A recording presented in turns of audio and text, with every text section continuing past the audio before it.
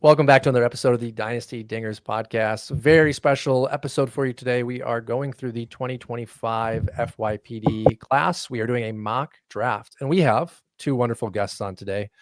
We have Ross, owner of Scout the Statline, joining us. It's been a little while for Ross, so we're excited to have him back. And then we have a new guest to the show, Tim Kanak of Fantasy Pros and of the Fantasy Aceball podcast. I want to start it off with you today, Tim. What's going on? Oh, just same old, same old. Enjoying a lovely cold day in Florida for once, which never happens. And sometimes I love it because it's a nice change of pace and I'm not sweating for once when I go outside. But then also I hate it because it makes me wear other clothes that I never wear. So I had to wear pants today for the first time in I don't even know how long. Maybe a year. Probably this time last year. So trying to find the pants was a mission. A much harder mission than you would think it would be to find pants. But it was. Ross, I'm sure living in Montana, you love to hear that. How do you feel about wearing pants and, your current weather circumstances? Yeah, well, I'm in Boise. Is it Montana? Yeah, sorry. Yeah, I'm from Montana originally, so you weren't, and I was just there last week, so you weren't far off. But yeah, it's cold here, and that's all I wear is pants, and it's awful. I'd rather wear shorts every day. So, if we could trade places, that'd be great.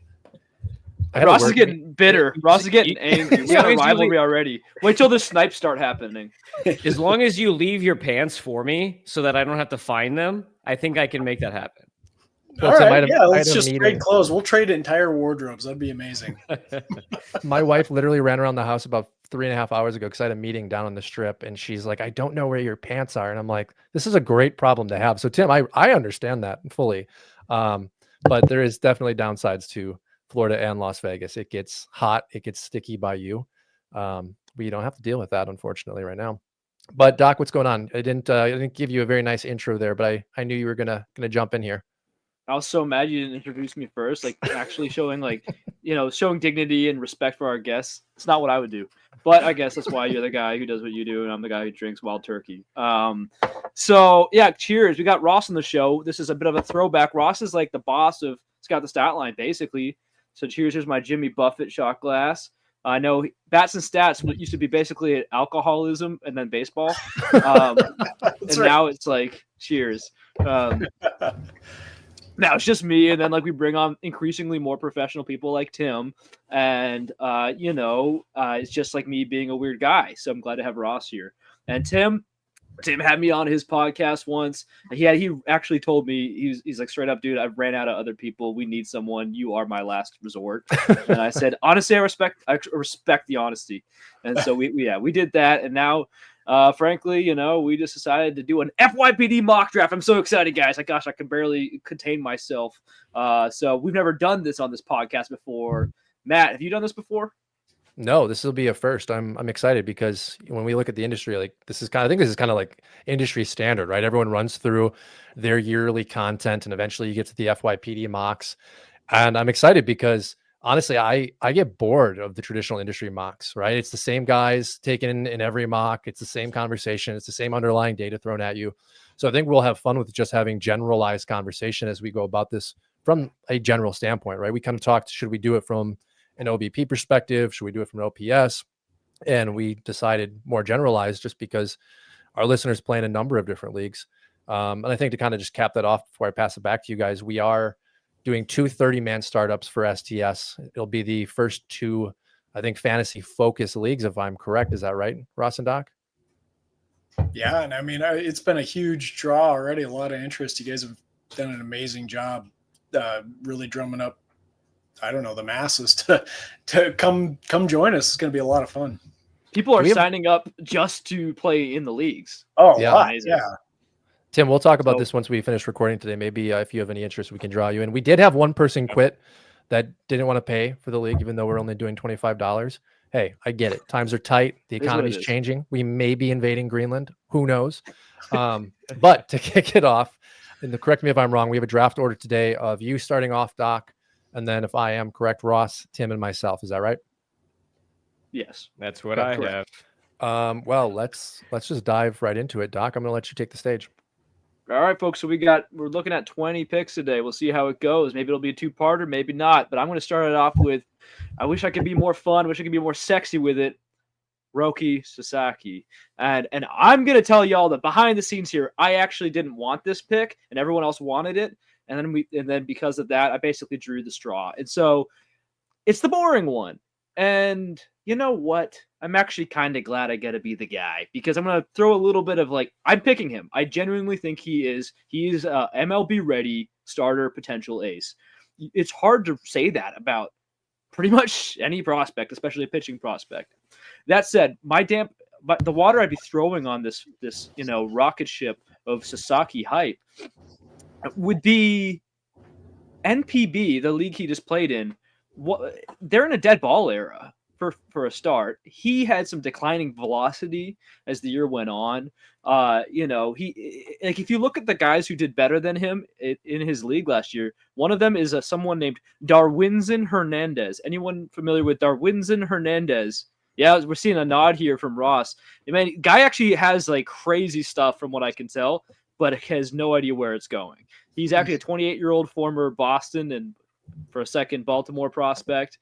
So he's out there just crushing it, way better than Sasaki, and he similar walk numbers too, which is interesting. So these factors are things I'm hearing some rumblings about with the velocity, but the dead ball era I don't really hear a lot of. It's just something to be keeping in mind because I took some flack. I had Sasaki maybe a little later than I should have in my overall non-debut prospect rankings, but I still had him as my highest FYPD guy. I think he, the splitter looks like it's out of control. It's really good. That's the pitch. That's the new pitch. So Skeens is running the table with it. A bunch of pitchers are incorporating it. I mean, you look at, even a guy like Fernando Cruz, who the reason he's on my mind is because we're doing 30-man free agency right now. But, it's this guy's such a mess, but because of his filthy splitter, he can just generate ridiculous amount of Ks. Just shows you that it's the hottest thing in the league. So, and we'll see where he ends up. I mean, I'd be cool. Maybe he ends up in some middle America, small town, small market, middle market kind of team. But that's a lot of Sasaki. I know Ross is next, and maybe if you want it before you get into yours, Ross, you can. Or if anyone wants to give me a little counterpunch here, that's fine. But I am picking Sasaki because it's not that easy to develop a pitching prospect, and I'm getting one delivered to me in my hands. I'll counter you a little, just because. And did you find the Saki? Because I really wanted to see you take. Yeah, shoot! I forgot. I did not find the Saki. This is the shot for Sasaki. Come on. No, I have no Saki, but my wife's a weeb, which is someone who loves Japanese anime. So I have the collected works of, what's his name? Hayao Miyazaki, the guy who did Spirited Away and all those little animes. So, if anyone's not watching on YouTube, which is probably most keep of it under you, your pillow tonight. I mean, this is just in my room. I collect DVDs. But this whole podcast just got completely derailed. I love it. I almost got through it without this. So thank you for bringing that back, Tim. If anyone wants that, it's Blu-ray. It's a pretty good deal. You can get that online. That's the guest job, right? So to jump on here and throw the whole pod off the wheels. So, dude, Roki Sasaki. These are the names that I have him ranked around. With my F score rankings, which you can find on Fantasy Pros. I have him in a tier, and there are people who have him much higher than me, but I'm realistic, and I have a correlation chart that brings people from Japan over to the US. So I correlate all these numbers on how all these guys in the past have come over, what their stats jumped to when they came to America from Japan. So I have a pretty good idea because I did this last year with Yamamoto and Imanaga. And they both were very close in their final ranking to where I had them at the beginning of the year. So I think my correlation chart's pretty good here. But I got Roki Sasaki in a tier with, and this is for this year, Brandon Pfaadt, Hunter Brown, Joe Ryan, Tyler Glasnow, Sandy Alcantara, Jared Jones, Ryan Pepio, Shota, and Pablo Lopez, who are all probably number 2 starters this year for fantasy, especially if you're in a 15-team league. So that makes Roki Sasaki a number 2 starter as a 23-year-old. His first year in the league. I think as long as he's healthy, you could be looking at a ace here in the future. A big part of why I have him that low to begin with is that he's probably only pitching 130 innings. So if he gets up to 160, 170 the next couple of years, dude, you're taking an ace number 1.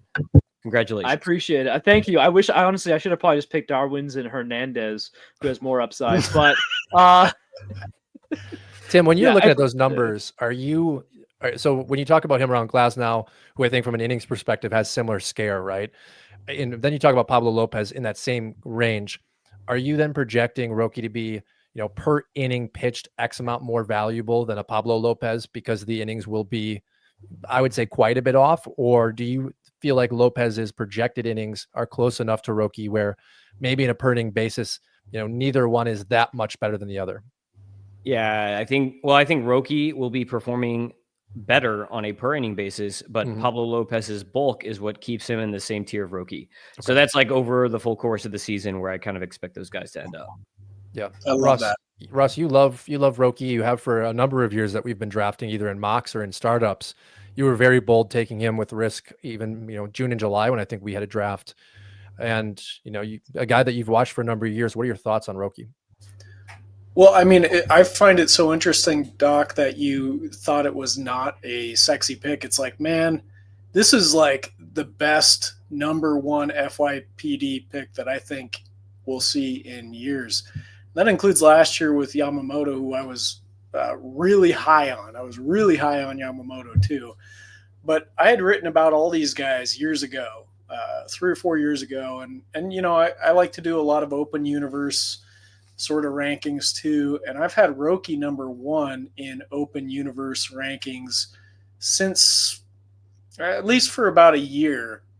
And that's with knowing he wasn't going to be over, I was thinking, until 2026 or 2027. So he's coming over a little bit early. Last year when he started sort of playing the field a little bit, I got the feeling like this is going to happen. We're going to see Roki in 2025. I moved him up to number 1.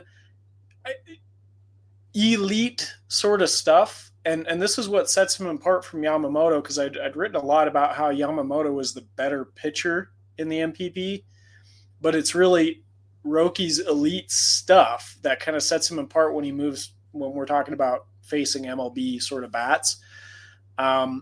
I think that he could be an incredible talent. I think Tim hit it on the nose. Like, you're probably going to be some limited innings. And I really like that tier he's in, despite the fact that you're expecting less innings from him. Health is a huge key, Doc. And I'm going to give you that for sure. For sure. Health is a big deal. But to me, this is my number 1 overall prospect, and he's in a tier of his own. He's the number 1 FYPD in a tier of his own. Like, you got to get this guy if you have an opportunity. I'm shocked because I think Doc had him surprisingly at number 17 overall. I didn't think he was going to take Roki, and that's kind of why we pushed him into the number 1 slot. Well, yeah, I mean, but you look where my other FYPD guys are. I'm just 17. You can talk me up from 17 probably. Like the number one guy that comes to mind in front of him that, and maybe I should wiggle it, but I don't know. Travis Sakura is low A. So that's the toughest one for me. Thomas White at least was doing the same thing as Sakura at a higher level, like one higher level. And I think those guys both have higher upside, frankly, if I'm being honest with you. But Sasaki's the safer play. I should probably respect it a bit more. Frankly, what the situation was, I didn't have him on my non-debut prospects. I'm like, he's not really a prospect. He's a professional. And I'm like, yeah, or he's a major league in Japan kind of guy. So give me like a couple spots, but still, I stand by what I'm saying. This whole podcast is a Sasaki podcast. Well, we're going to spend a little more time on Sasaki because I do. Yeah, it's worth it. It's worth it. This is you gold. Have an argument. The loss in velocity is incredibly concerning. It's concerning because when Otani came over, in my perspective, because he knew there was probably either damage or an injury, and it was time to capitalize on getting to the States so he could get to that contract, that first contract. Like, when we really scale it back, it didn't make sense for Otani to come over just 1 year away from a potential $300 million deal, but he did so because there was maybe damage. And when you look at Roki this past season, loss in velocity, well, why? Like, the why is important, right? Is there damage? And I think that's a better lens that I want to ask you guys. If we knew for a fact today that in 3 months, Roki Sasaki was going to blow the UCL and go down for a year and a half at that point, so we don't see him until he is 25 back in whatever organization he is, does that change your approach to him being a 1-1 in FYPD? And Ross, for you, 1-1 in all prospects, like, how does that potential of knowing he is going to get hurt change things? I mean, I think it's a risk, but I don't think it would change my my position. Okay. You got to wait. We were going to have to wait anyway until 2027 to see him, and I was already ranking him that aggressively. So if he goes down, had to get Tommy John or whatever and recover for a year, presuming he is able to do that, which there's always risk of recovery and not being back to the same player you were. I mean, I wouldn't balk at it. I would still draft him number one. I almost disagree just slightly though in the borders of what you had to say about Ohtani, because I think his urgency to come over was probably more about legacy. I don't think he was too concerned about, and I'm guessing, I don't know what it was going on same in his head, but I think it's probably more about legacy, wanting to get started in the MLB and knowing how much future earnings that he can get stateside just by coming over sooner. And I think it's similar with Roki. I think that's why he really started pushing it. I can sacrifice the money, the posting fee that he might get or whatever it might be, or I don't, however that works, but come over sooner, forego a little short-term cash for big long-term gains. Not just financially. I think Ohtani proved with his big contract, it's not really about the money up front. It's about the legacy and everything, all the benefits that come along with that down the road. Okay, Tim, what are your thoughts?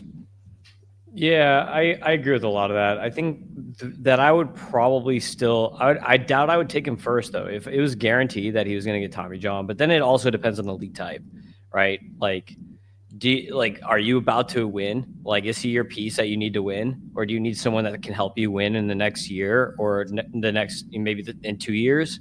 Then I'd probably draft one of these next 5, 6, 7 guys. I'd still have him in the top 10 though, even knowing that he's going to have Tommy John for a first year player draft. So that means worst case scenario, that's your downside if you draft him, which is pretty good. Most of these other guys, worst case scenario, they never make the majors. You know what I mean? Yeah, no, definitely. And Ross, I think it's interesting because I would only push back on the earnings because Ohtani as a hitter, you have a longer career. I personally think for Roki, it may be a mistake to come over because I think we can probably project him for $300 million. Say he's, not underneath the international signing expectations and limitations for that pool, and he is more in a Yamamoto boat. I think maybe even 400 with as much as Yamamoto got. The real question is we know pitching has by nature a shorter longevity. So it's if he comes over, he has an injury, he doesn't get back to form of what he was in 2022, 2023. Does he ever get to that really big contract? And is it as much as it would have been if he had foregone the international signing? He will be an interesting case. Ohtani's ability to hit, it's flat out better than any scout thought, right? He's a top 3 hitter in the game. That was never the projection for his hit tools. So just by nature, he has had more opportunity. But I think you are spot on with how can you not want to come over when you're seeing other guys from your country and your league get paid hundreds of millions of dollars, and then on top of that, outgross some of that with sponsorship from endorsements. It would be very hard for any 20-year-old to say, I'm going to wait. And it's a unique time. I think if I was to add one more comment to what Doc had to say, talking about the dead ball era, I think that's a valid point to bring up because they are going through that kind of an era. But look at the other guys and how much success they've had coming over, like Imanaga, Yamamoto, etc. I think Roki's stuff plays much better in the MLB than any of those guys. So I'm not concerned with that. I think he's going to be an elite pitcher, and he's still very young. So he's got time to figure some stuff out, even if it doesn't come right away. That was a good conversation on Roki. I think a little deeper than we expected, but those are important talking points, and time will tell, right? But Doc, for you to go one with Roki with some of your skepticism, I think also plays right into what you were saying, Ross, which is this is a very special talent. And the upside of Roki in this draft, at least in my opinion, I think we all probably share that nobody has the same upside. This is an incredible prospect. Let's move on to 1-2 now, second pick of the first round of this mock draft. We're going to pass it off to you, Ross, for that second pick. Okay, so I think this one is actually going to be a bit controversial. Probably not wildly controversial, but a bit. I thought Doc was going to go a different direction. I was going to get Roki, so here I am. I'm disappointed, but my consolation is going to be Nick Curts out of Wake Forest. I'm a big fan of him. I have been a big fan of him for a long time. I talked about him in those open universes as being a top, I think I had him as 11, so not quite top 10, but he was real close. That was last year before he came out. He sort of struggled to start the season in college last year and disappointed me a little bit. And Doc and I, we chatted a little bit about that and the risks associated with that. Nonetheless, he still is an on-base machine. He hit with power, and then he came into the majors. I think he was drafted a little higher than where people were slotting him, expecting him to go. And I think he's proven why, because he's been, I think, by far the most, ready to play in the minors out of other guys that we've seen come out. I mean, he's just been really polished, showing off that power, ability to get on base, like all the things that I thought he was going to be such a great player for. So I'm happy to see that. I'm taking him. First base, you can argue about like what the value there is, and defensively he's probably pretty limited, but he's also an excellent defender at the position, so he's got that as well. So Nick Curts.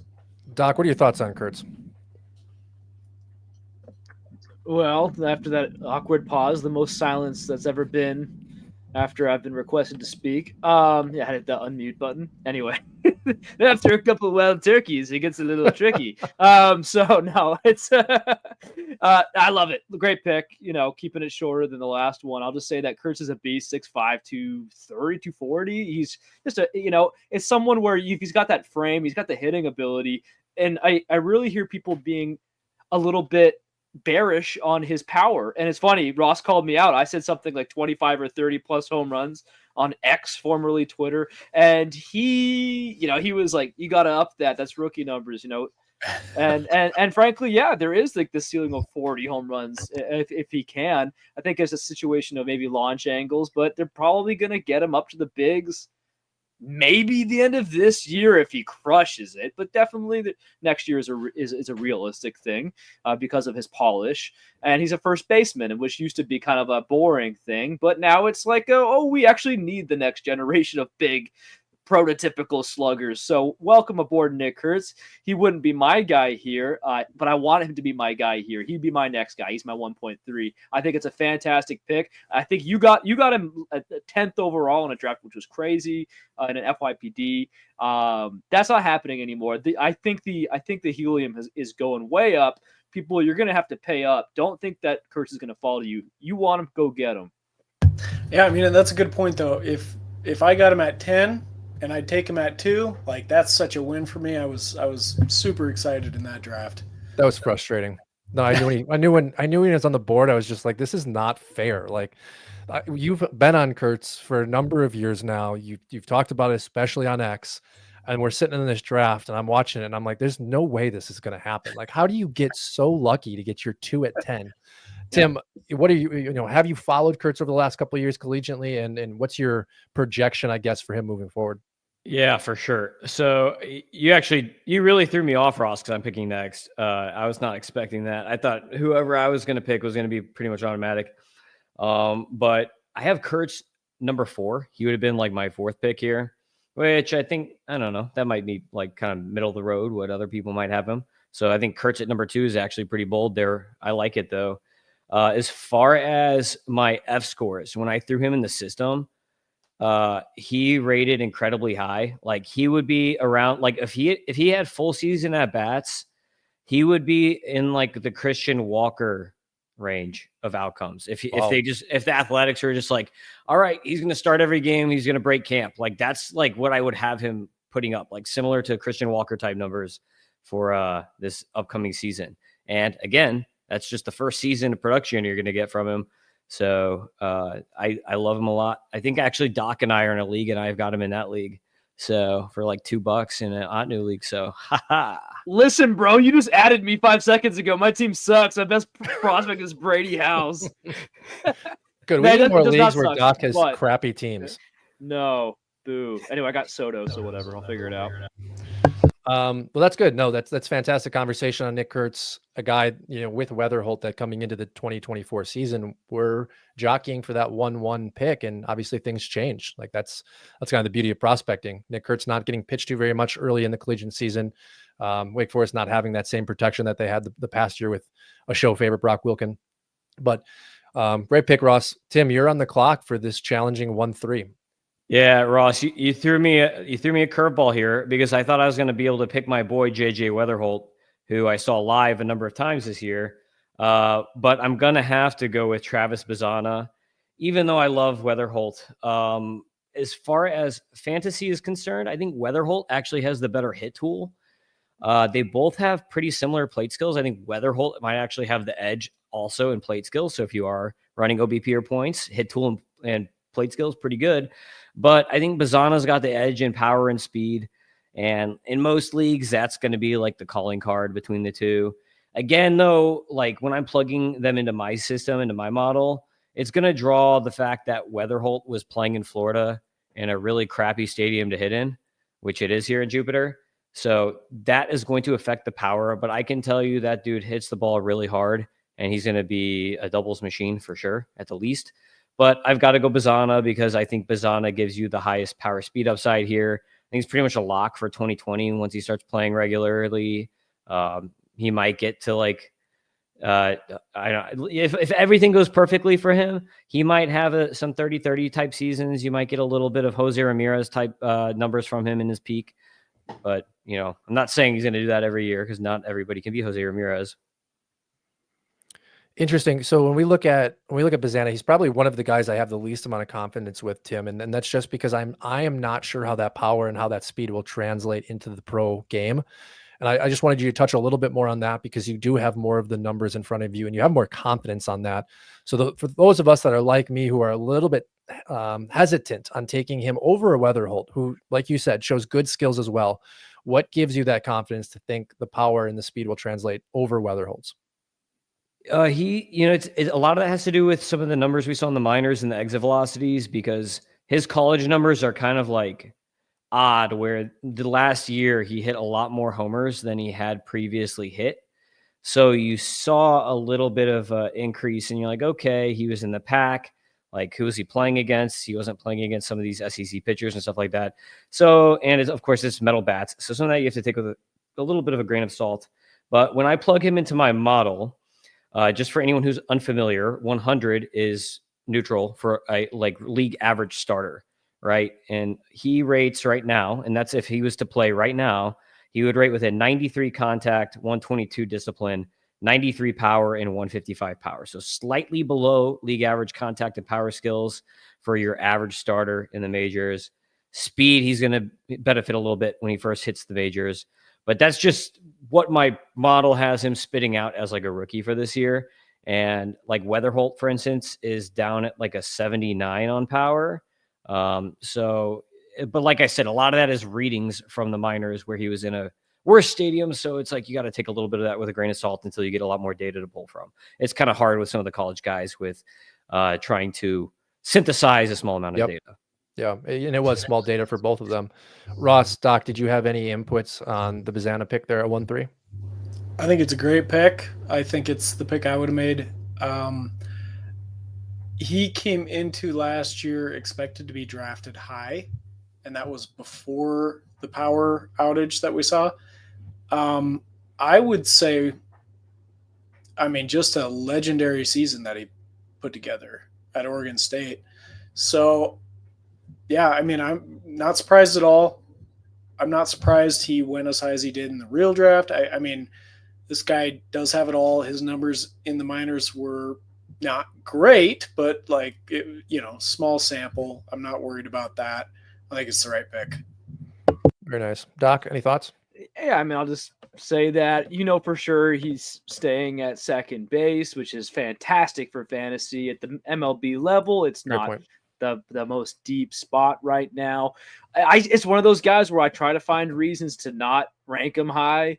I wanted to rank Curts higher. I even wanted to rank Weatherholt higher. I'm more fond of the Cardinals than I am Cleveland. They're just outside.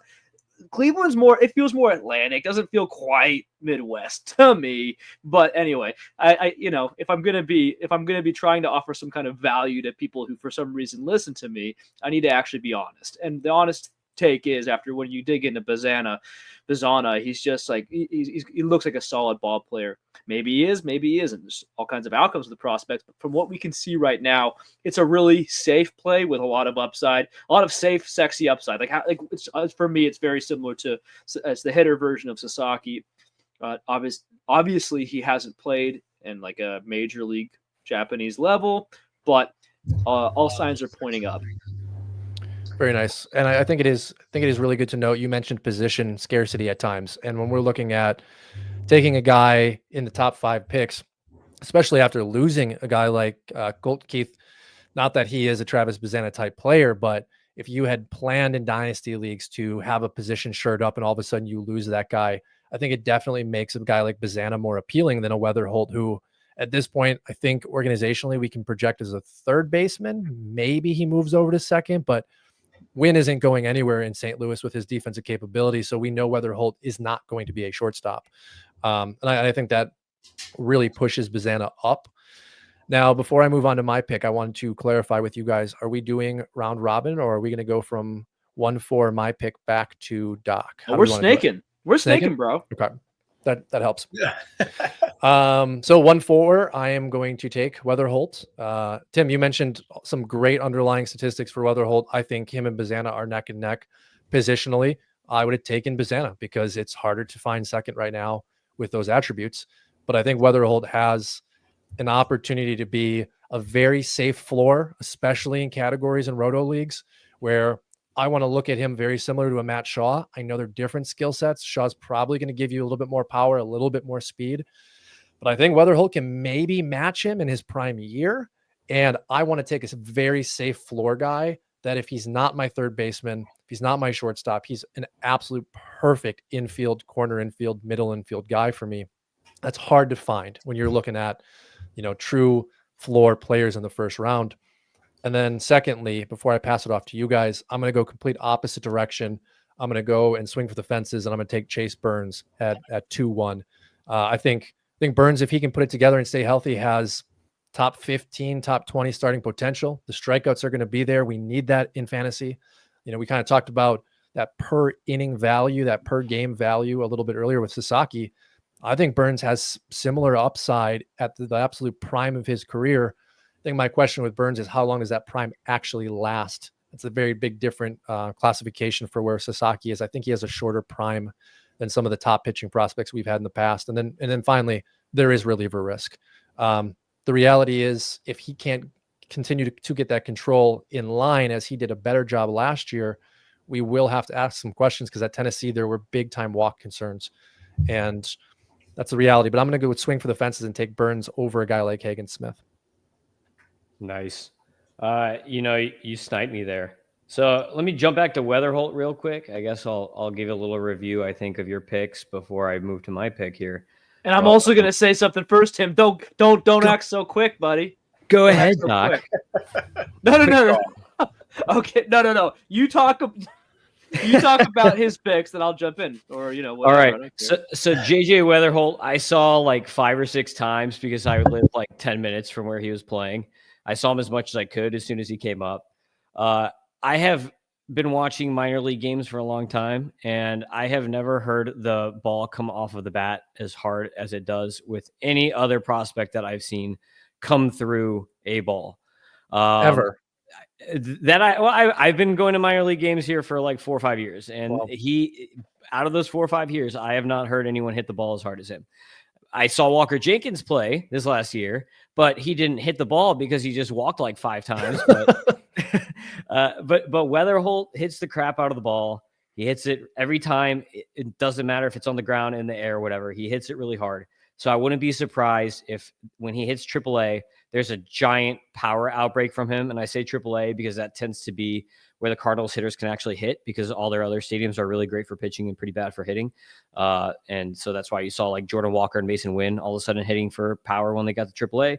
So I think when Weatherholt gets to AAA, we'll all of a sudden see a bunch of homers from him. And I think that he's going to have a lot more power than one might think when you're just kind of like giving him a glance or checking out his numbers or whatever by the end of the day. And then as far as Chase Burns, you sniped me on that. I would have picked Chase Burns if you didn't there. He was my number 5 guy. So congratulations on the snipe.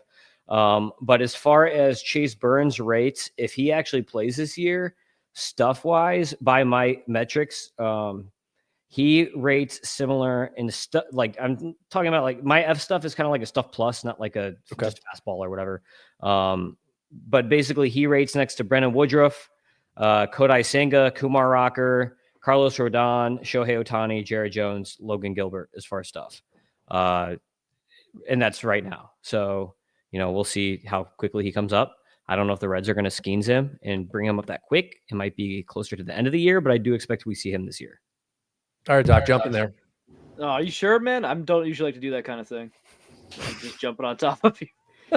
That was so aggressive. I love it. I actually don't even have a ton to say. He basically, I know Tim, he knows Weatherholt. I know Weatherholt. I'm big on that. Love that pick. It's interesting because he didn't necessarily smack tons of bombs in his debut, but I was keeping track of a certain St. Louis, I forget his name right now, otherwise I'd shout him out, but he's a St. Louis guy and he follows on the prospects pretty big. And anyway, he was posting EVs, and even when there were singles or doubles or outs, it was like, oh no, this guy can hit. So that's just the the geek stats to back up Tim's hearing, and so it's all true, all of it. And then Chase Burns, I'm actually like, I think I'm one of the rare guys who I do have Hagen Smith ahead of Chase Burns. I think it's not necessarily a hatred of Chase Burns, which is hatred is an extremely strong term, but he's playing in Cincinnati in the this bandbox. So even if he's on his game, it's going to be a bit more dicey and it's more of a Hagen Smith thing. But I trust the White Sox what they're doing with pitching lately more than I do with Cincinnati and what they've been doing. Although Hunter Green's taken some great steps. So yep, overall not my favorite second pick, but love your first pick. Yeah, and Ross, before you jump in, I would just say I think the reality is the floor is safer for Smith and the ceiling is higher for Burns, right? It's what you want, at least in my opinion. It was hard not to take Smith because he's a lefty. You said it, good organizational development there. But at the end of the day, if I get a back-to-back in a 4-man league, which doesn't exist, and if it does, don't play in them, it's easy to take Weatherholt with that floor and then Burns, because it's like, well, you should hit on one of them. And I think Burns will be a good player, even if he is a lockdown closer. Ross, what do you think of those two picks before we turn it back to Tim? I think they're solid picks. Coming into last year at about this time, it was really 3 guys that were kind of in the conversation for number 1 overall, which Bazana ended up being that guy, but he was one of them. Weatherholt was the other one, and Curts was the other one. The season sort of changed the outcome, right? Because Bazana had that incredible season. Curts started out slow. He finished pretty strong, but he had a slow start. And then Weatherholt was hurt, so we didn't get to see as much from him as I think everybody would have liked to see. Numbers were a little bit down from expectation, probably as a result of the injury, but was drafted a little bit lower as a result, I think. Worth mentioning, by the way, as a guy who's been hyping up Weatherholt, that the injuries are one of his biggest knocks, the soft tissue. Fair. That wasn't a one-off kind of thing, so that's something to keep an eye on, folks. Yeah. But really good debut. Based on the debut, I think it's a good pick. I probably would have gone a different direction there, just with some of the other names available. Burns, I think, is solid, maybe a couple slots above where I would have gone with him, but very good pick, very talented pitcher. Very good. Tim, you are on the board for 2-2. Yes, and I'm going to have to pick Charlie Condon, which, like at this point, he has the highest upside of everybody left, in my opinion, unless you want to go pitcher, or unless you're in a home runs only league, maybe. But Charlie Condon, he had a really bad debut in the minors. Like, that's going to sting a lot of people. People are going to look at that and they're going to be down on him. And like, if we were doing this draft right after the draft, he might've been like the second pick, right? Just because, and that's how bad he was in Colorado. So in my model, I'm going to scare a bunch of Rockies fans here for a second, but in my model, his metrics, his F scores are very similar to Nolan Jones's from last year, which means a lot of strikeouts, not a lot of walks, maybe some power and speed when he actually can make contact with the ball, but just boom or bust basically. And the comp that I threw on him in my last updated rankings was a less athletic righty Cody Bellinger. I don't know if you like that, but I don't know. Is this bad Cody Bellinger, or is this like median bad between MVP? Hey, maybe it's just Cody Bellinger because he Yeah. had the bad minor league start. So maybe we get some bad Cody Bellinger, some good Cody Bellinger, maybe just Cody Bellinger. But he definitely has the highest upside of anyone left, unless you're going pitcher. So going with Condon. Ross, you wanted to jump in there. What do you got? Yeah, I mean, this is the pick I probably would have taken at 4, even though I have reservations about it. We were talking about Bazana's legendary season. There may have been one guy that had a better season in college. Well, I think he did have a better season, and that's Condon. Almost 1,600 OPS in the SEC. I mean, it's insane, like what he did. He was hitting bombs every single game. He somewhat came out of nowhere. I mean, he was a well-established name, and he had big power, but like, I don't think many people were expecting what he did last year. Nonetheless, I think there's a ton of upside as a result of all that, though. I am not terribly surprised he had such a flat debut.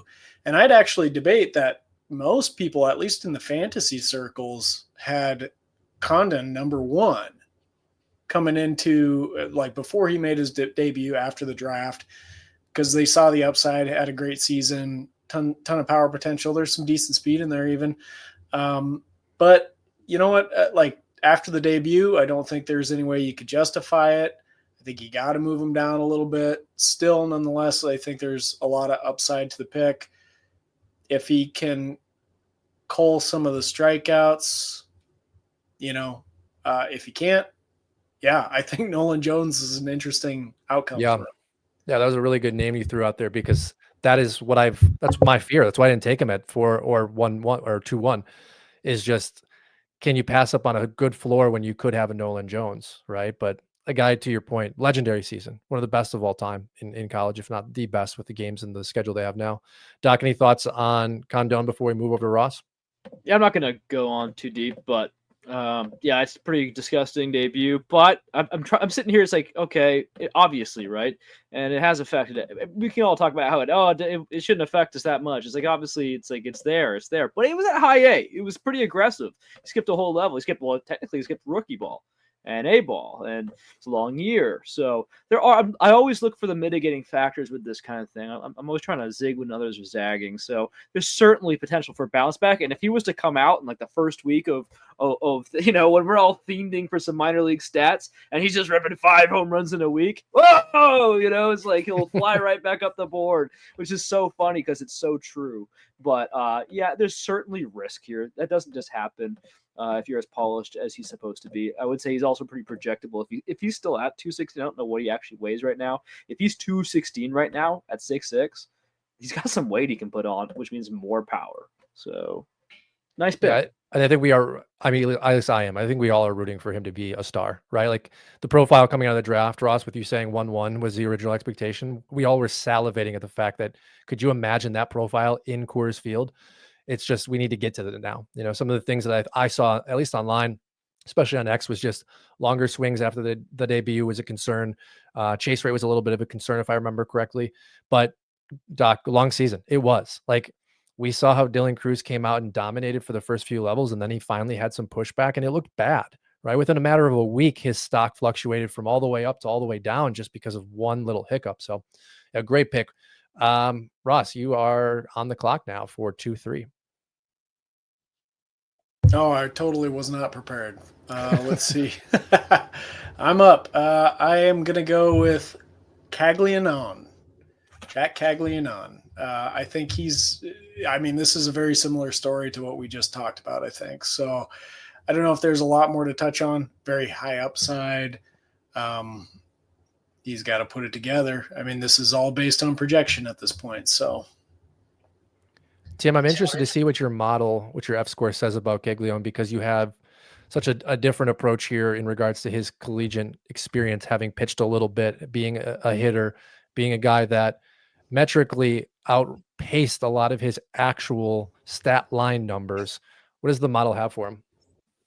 The funny thing is I didn't actually even throw him in because he's like the one guy out of all these guys that I don't expect to debut this year. Okay. Like kind of like no matter what. I just don't think he's going to hit enough for them to debut, and he's going to need to do more. Power potential is quite insane.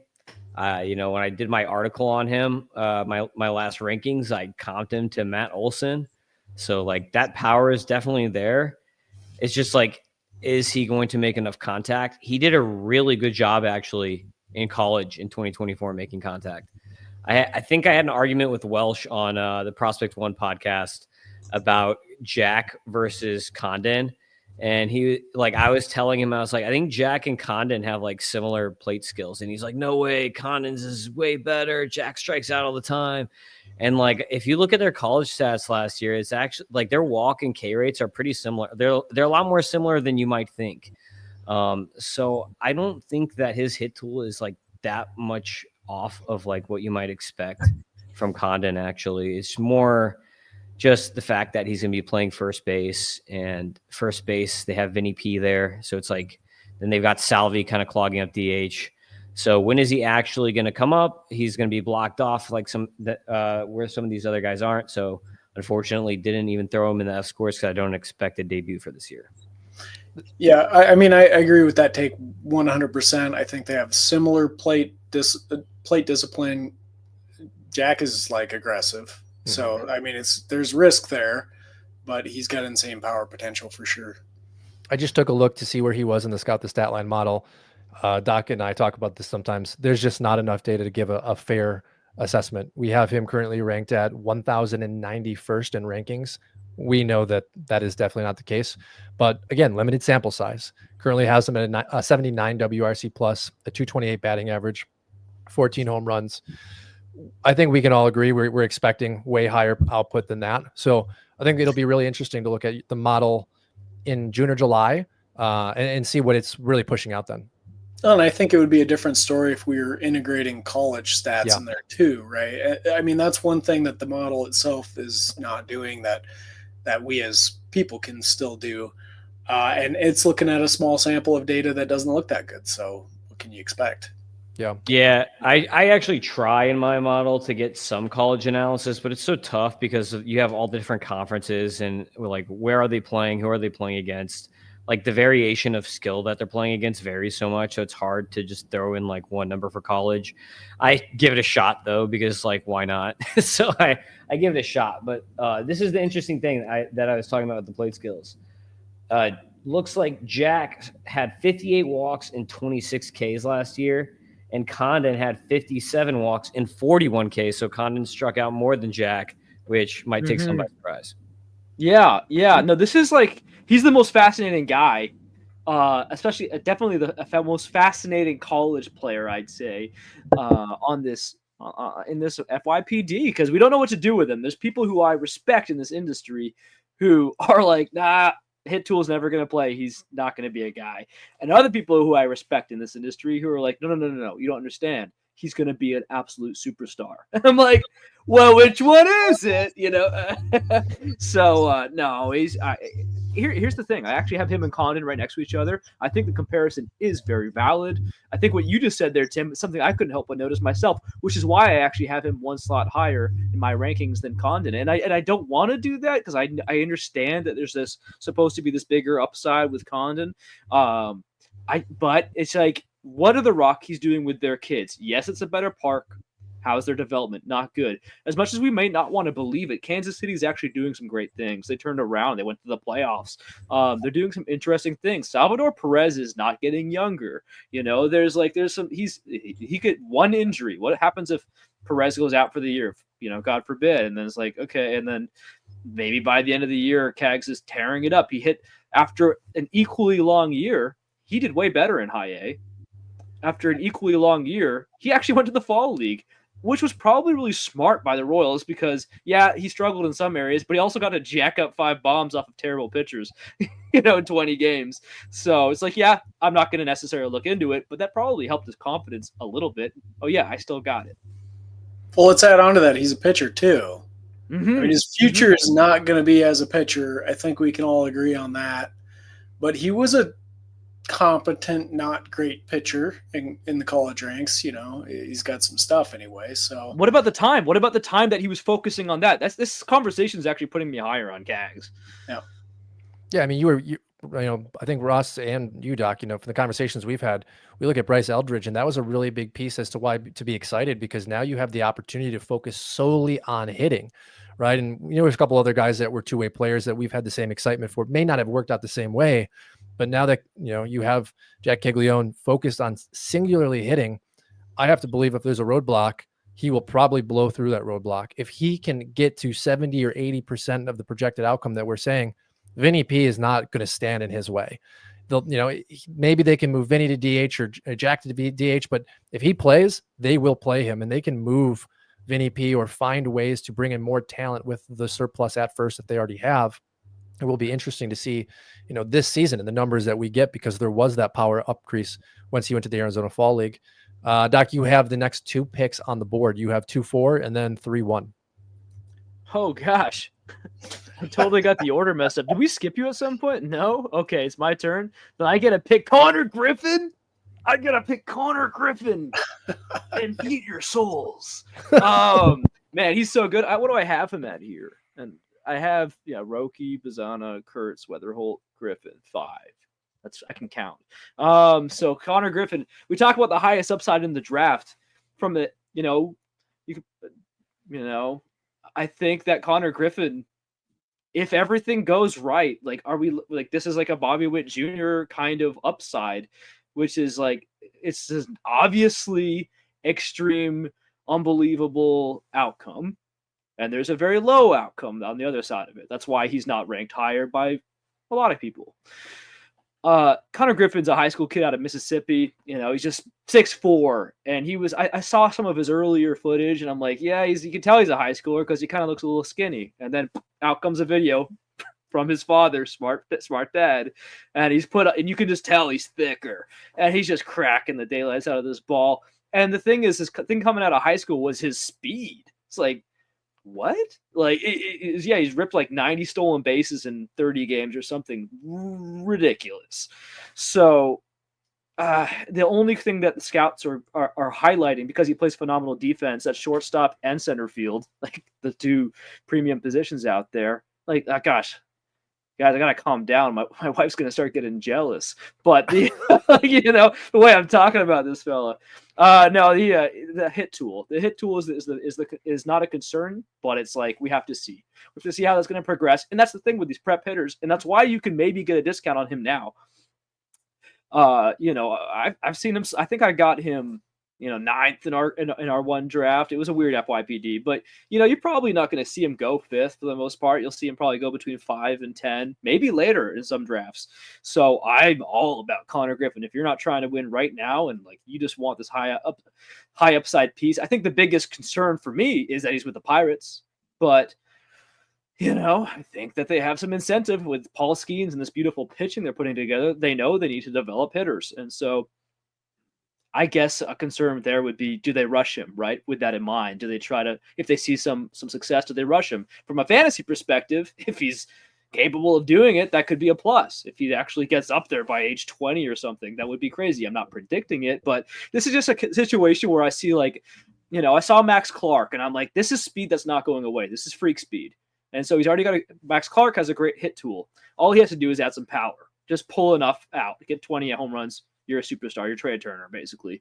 And then with this guy, though, with Konnor Griffin, it's like, whoa, what is the upside here? If he's got the same level of this speed and this power, the hit tool is a mystery. It doesn't have to be that good. It can be like O'Neal Cruz, really. And I think he, from what I can tell, he could be better. We don't know yet. That's the big question. He has a August 24th birthday, so this will be his age 19 season. I think that's really important to note with what you were saying.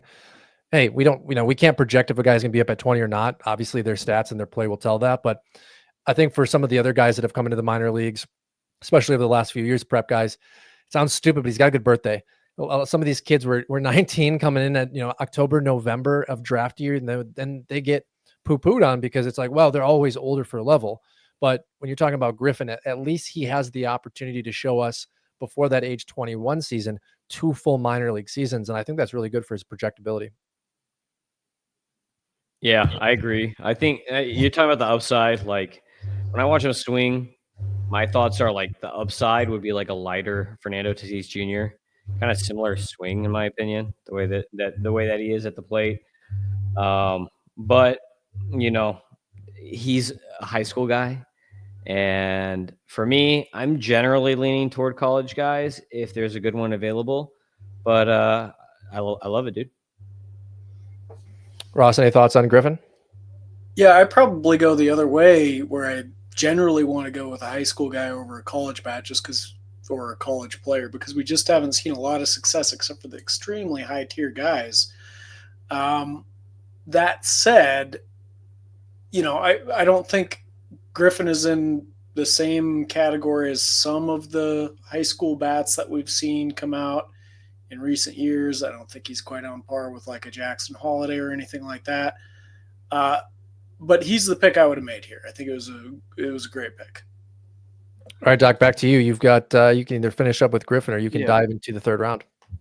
Okay, I'm gonna go ahead and that's enough with Griffin. He's a superstar in the making, as far as I can tell. The next pick, gosh, I love my pitchers, but I know that this is a personal pick. I think I between two guys here. I know I'm really good with getting pitchers later. I think this is a draft where you either get them earlier or you wait till way later.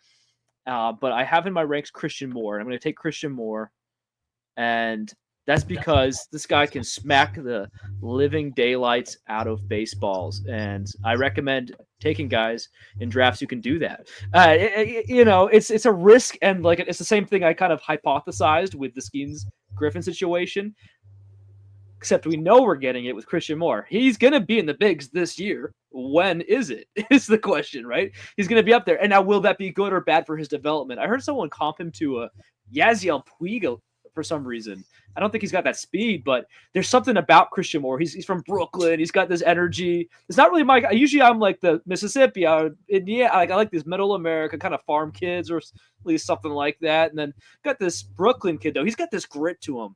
And just at second base, maybe if he wasn't playing second base, I wouldn't be making the pick here. But second base having that kind of pop, like we're talking peak outcome, 40 home runs. But I mean, it's like a relatively safe, thing to say. Like he's a 25 to 30 home run guy, and even that at second base is like fantastic. So we'll see what the Angels can do. They need to, reignite their franchise. And Christian Moore, this is just it's kind of an underrated draft in my opinion. There's a serious risk, in terms of his aggression, because he is aggressive. That's the downside to the edge that he brings, and he's just not going to steal you any bases, which is a little bit unusual for second base. But in today's game, I think you can get your stolen bases elsewhere. Anyway, I'm loving those picks. I'm feeling really good about this imaginary team so far. Well, I think you know this, but I think you may have just forgotten to mention it because it's been a talking point you and I have had with Moore before. But the other thing you're drafting here is a major leaguer. Like the Angels are going to put him in the big leagues maybe sooner than later, maybe against his development just slightly, but we know they promote aggressively. So if you're looking, kind of Tim, you said this earlier, if you're looking to compete this season and you need a middle infielder or you need that second base, maybe you can get a little bit more out of Moore than you can some of the names that were taken ahead of him. I think that's a really good and mindful thing to think about when you are taking this first tier of FYPD guys. Tim, I know you were agreeing with Doc with some of the aggressiveness. Did you have anything to add for Christian Moore? Yeah, the strikeouts were a lot. So when I look at him in my F scores, the guy that he kind of reminds me of F score wise, I guess a couple guys, maybe like a Connor Norby or a Zach Galoff, somewhere in that kind of range of outcomes is what I think. I don't think he has the speed of Galoff though, so it's almost like Galoff without the speed is kind of what you might be getting, just because I think he's going to strike out a lot. So especially if the Angels do the Angels thing and promote him way too early instead of letting him like cook in the minors for a little bit. So if they do that and they promote him too fast, then I can see a lot of struggles right off the bat. You might get some nice power. You'll probably still have a pretty decent batting average because he has a good hit tool, but he's going to strike out a ton. So hence like the Galoff Norby type comp. Yeah, I'm immediately pushing. Yeah, I think that there's one thing I will say that is true there. The hit tool's good, and I'll knock him a bit. I'll say with that aggressive approach, you're looking at probably a lower OBP. So if you're in a OBP heavy league, probably dock him down. Maybe you don't take him here. Maybe you do. But I will say that when we're talking about Condon and Caglianone and how they're doing at high A, frankly not doing well. Moore's launching a 300-plus batting average at Double A in his pro debut. It's like, yeah, it's the opposite thing where we're trying not to get too excited with a small sample size, but he still did it. And the power was there, and the power was as advertised. Ross, you got any thoughts? So, yeah, his debut, I've always got thoughts, you know that. His debut was, when he first came in to the minors, was pretty incredible. I mean, he was practically breaking our model, pushing top 10 ranks with a very small sample of data, which suppresses their rankings. So it was a very impressive start, but quickly kind of caught up with him near the end of the season. He still finished with pretty strong numbers, but I'd be a little leery of how the ending of that went. It's almost like they adapted to him, and that's a little concerning because that means he's got to fight to readapt against them. So there's that, but I do think this is a very strong pick at this point in the draft. If he comes out and he's crushing it like that, it means something. Yeah, and I think you hit it right on the head. Christian Moore, Cam Smith, probably the two biggest risers from just production last year. But I think both of them did have the leagues catch up to them, right? We saw a little bit of tempered expectations as opposed to 2023's class where Wyatt Langford absolutely did not get tempered. And there was a reason for his excitement coming into this season. Ross, you are back on the board for 3-2. Okay, so I'm going with something of a sort of another two-way player. Sort of. Braden Montgomery is my pick at this level. We didn't get to see him debut in the minors last year, but he had a pretty good season in the minor league ranks. He's got a cannon for an arm. He has pitched a little bit, but that's not going to be his future, similar to Caglianone. We're seeing something there. He's got pretty good power. I think he's like a little more on the raw side. So we'll have to see how he develops. He's going to have to work on plate discipline and things like that. So what do you think about this comp that I have for him, Ross? My comp that I have for him is a bigger Jason Dominguez with less speed. Yeah. Okay. Yeah, I like that. I like that. That's an interesting one. Switch hitter. Yeah. Quick swing. Yep. Yeah. It's an interesting one. I have to think about it because it's like interesting plate skills that kind of could develop. Yeah. Mm-hmm. Yeah. That's good. That's good. He's a fascinating case because, and I wanted to get what you guys thought. For me, his stock was a lot higher in the Boston organization. Going to the White Sox, naturally, my train of thought of the last few years is similar to the Rockies, where it's like, okay, we've had some talent, but it has fallen off in the developmental scale.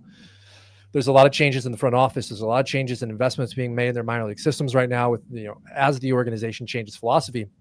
Do you guys share the opinion that there's a little bit more tempered expectation with, post-trade, or are you still as high on Montgomery as you were post-draft? Yeah, man, I'm as high as I was post-draft when he gets traded to the Chicago White Sox. Yeah, man, I'm way higher now. You're such a dick. Yeah, him and Teal. Teal's like on my. I was banking on Teal being like Jason Varitek, just grinding out, solid hit tool and counting stats for days. Montgomery's not that guy. Like, he's got his own skill set who can generate his own offense. Frankly, it's kind of a fun idea. To Montgomery's, for some reason, carrying the team. They're going to have some hitters up there at some point who can do things, so he'll get the opportunity. I actually don't, somehow it skipped my brain that he was a pitcher at some point, so that excites me a little more. Again, you're not spending that time. It's a lot of time to pitch, to learn. It's a very serious craft. So to not have to dedicate that time of your life, to cut that out and be like, okay, now I'm only hitting. It's not a small thing, folks. It's a serious thing. The stats don't always tell you that. That's something where you got to listen and think about it. Think about the things in your life. If there's one thing that's taking up about half your life, you cut that out. What else could you fill that with, right? So it's kind of exciting, and I'm way higher on Braden Montgomery after his trade than, for example, Kyle Teal. Well, I mean, it's a bit of a double-edged sword if you think about the White Sox. Like, on one hand, the development there has been atrocious, and that's a big concern for somebody like Montgomery, who I was saying I felt was a little more raw. But on the flip side, your path to playing time has got to be not bad. So, I tend to try to neuter myself a little bit from organizations, because I think if you've got it in you, you can kind of make it anywhere to some degree. But there are those certain people that can help you along the way, and you might not be getting that as much as a White Sox right now. So, I'm with you. I think there's pluses and minuses to it. Yeah, absolutely. I think that, it's interesting that he got traded I think it was a little under a month ago, or around a month ago, because at least people aren't stuck with having a White Sox bias or, conscious thought of having a lack of development and having him drafted him when he was a Red Sox. So I will be interested to see where he falls in my FYPDs, because he was right around here. Like, this was where he was being taken in the FYPs I've already done. And I thought, for the upside that you mentioned, this was kind of spot on. So we'll see if people give him a discount because of that lack of desirable outcome, like you said, Doc. Tim, you are back on the clock for 3-3.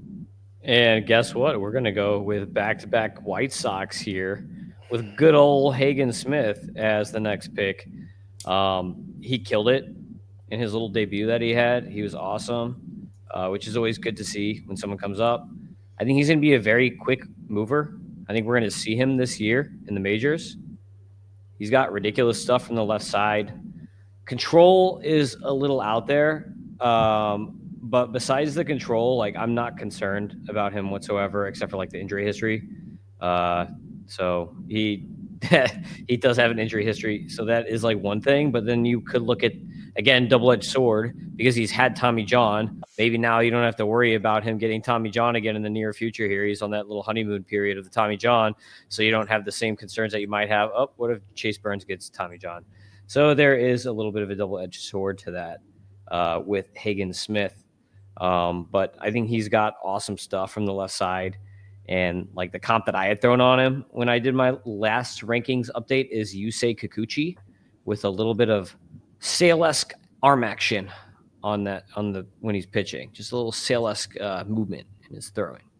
Bro, that's the sexiest thing I've ever heard anyone say about Kikuchi, is that he was Sale-esque. The love child of Sale and Kikuchi. I don't know how to feel. More Saki Sasaki.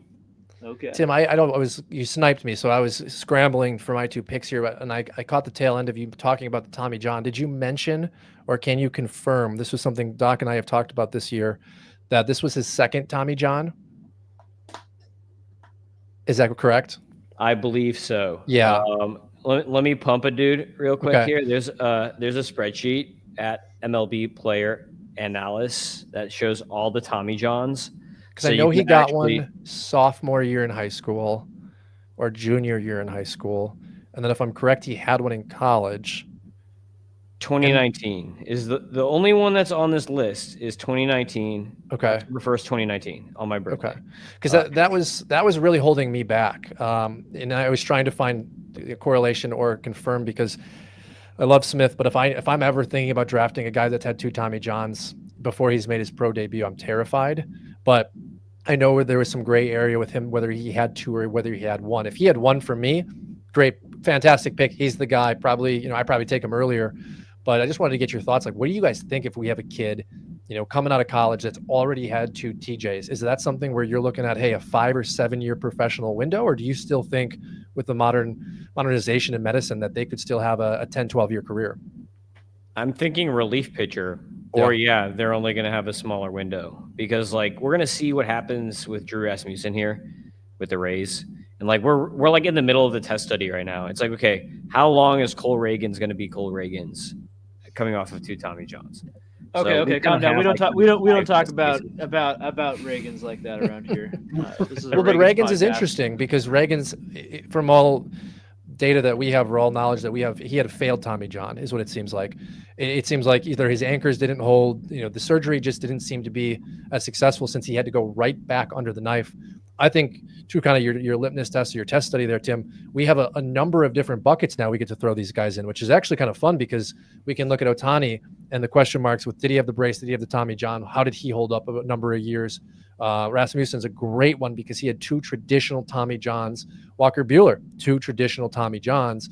And then you have Reagans, who's it's like, okay, well, does it actually equate to 2 Tommy Johns, or was it really just 1 Tommy John with a longer recovery because of a failed ligament? It's unfortunate for these guys, but it's great for us when we can look back in 5 or 6 years and actually quantify what that means for the sport. All right, I guess I'm on the clock. No. I want to say one little quick thing about the Hagen Smithery. I just think I think he's great, man. Chicago White Sox and lefties, they seem to have a thing here, and I'm a big fan of big moments. I love Quinn Matthews having 156 pitches in his college game. And I'm like, that's crazy that he did that, and then he kept going. He hasn't really had a setback since. In fact, he's been putting on velocity. Let's turn this into a Quinn Matthews thing, but okay, maybe not. Hagen Smith, I mean, same kind of guy. He had that same kind of idea. He had 17 strikeouts in a magnificent game this year. I love to see those beautiful, big moments, because big moments can define a career, right? And it's not like he just did that, And frankly, if we're talking about TJ, and from what I could see, it is just the 2019, which is now 6 years ago, TJ.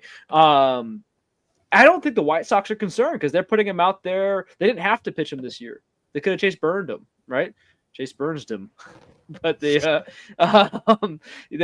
him out there, and he looks great. And so I'm excited for him. I'm pretty high on Hagen Smith. Like I said, if I wanted a pitcher, I probably would have taken him over Moore. It's tough with pitching prospects. There is such a thing as one, and I think Hagen Smith, other than Roki, he's your top guy in this draft. Yeah, I mean, his floor is great, right? I think that's the buying point here. And I was looking at his college numbers. It doesn't look like he missed any time. So you guys are spot on. It was just 1 Tommy John in high school, which, we've seen that be successful before. He's back to a dominant pitcher. I mean, what he did at Arkansas was incredible. Some of the most incredible games this season he put up with strikeout numbers. And it'll be interesting to follow him and Burns to see who really was the second best pitcher after Roki. And organizationally, ballpark wise, it definitely leans in Smith's category right now. All right, I'm going to go same concept with 3-4, a little bit risky, and then I'm going to go with 4-1, a little bit safer. Konnor Griffin for me at 3-4. I think when you can big guy. Big guy. Oh, sorry, Bryce Rainier. Yes, sorry. Yes, I was just gonna take your pick there. Bryce Rainier, second, prep guy on the board. I don't really have much to say about him outside of his data is above average in high school, and his scouting reports come in a little above average. Big body, 6'3". Interested to see if he stays at shortstop or moves to outfield. When we look back on draft class, the Tigers decided to take Job over both Meyer as well as Lawler, even though there was a need at shortstop in that draft. Worked out pretty well. So to get Rainier here, I think it was a great landing spot when you can project him being in a lineup with Max Clark, Cole Keith, some of the other youngsters that they have. I think power is definitely going to suffer. I'm hoping that gap-to-gap power, he gives us doubles on base percentages plus, hopefully.